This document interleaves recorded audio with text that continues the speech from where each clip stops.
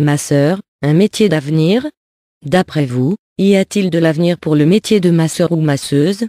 Certainement que oui.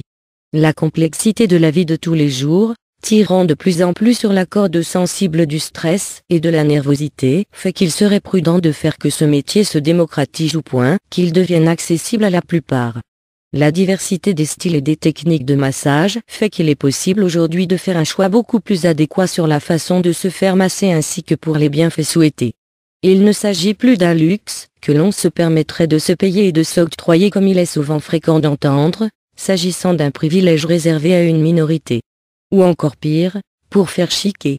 C'est une médecine douce qui revient vers nous sous de multiples facettes, s'étant développée avec diverses autres techniques de médecine douce, que chaque masseur ou masseuse peut avoir su développer pour le bienfait des clients.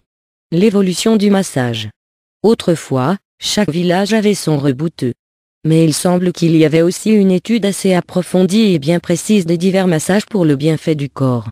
Si dans certaines régions du monde les techniques de massage ont été beaucoup plus développées que dans d'autres, c'est tout simplement qu'il y a eu des masseurs assez intelligents pour en comprendre l'utilité pour la santé en y adaptant leur savoir-faire à d'autres techniques de médecine. Certains massages se font par des magnétiseurs, d'autres, à l'aide d'huiles essentielles et végétales, les meilleurs se faisant dans des endroits chauds comme les hammams par exemple. Mais tout ceci n'est qu'une question de savoir et de technique très souvent liée au style de vie dans certaines sociétés. Il se trouve qu'aujourd'hui nous avons la chance que ces techniques soient souvent regroupées et accessibles en un même lieu et qu'il soit possible de bénéficier du bienfait de différents massages par un même masseur ou masseuse.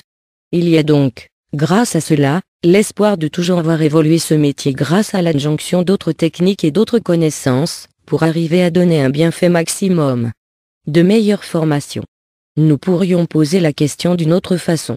Au lieu de s'acharner à savoir si le métier de masseur a de l'avenir, ce qui est certain, posons-nous plutôt la question s'il y a des écoles de massage qui aient pour but de trouver les personnes les plus adéquates et les plus aptes à prodiguer les meilleurs massages, tout en améliorant leur sensibilité et leur connaissance, en sachant s'adapter à toutes les techniques de massage afin de choisir les meilleurs soins à donner aux clients.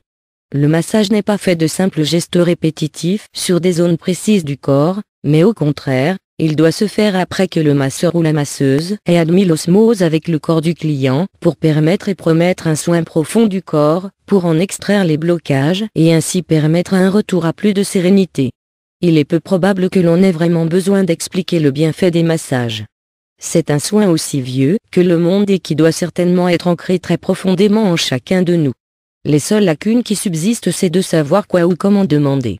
Il suffirait d'une petite campagne publicitaire où l'on pourrait donner des explications assez pointues sur les différents massages existants ainsi que leur but, mais surtout, il faudrait toute une réorganisation autour de ce métier pour le rendre beaucoup plus accessible et lui enlever ce petit côté attractif, pour ne lui laisser que sa véritable image, qui est d'être indispensable pour tous.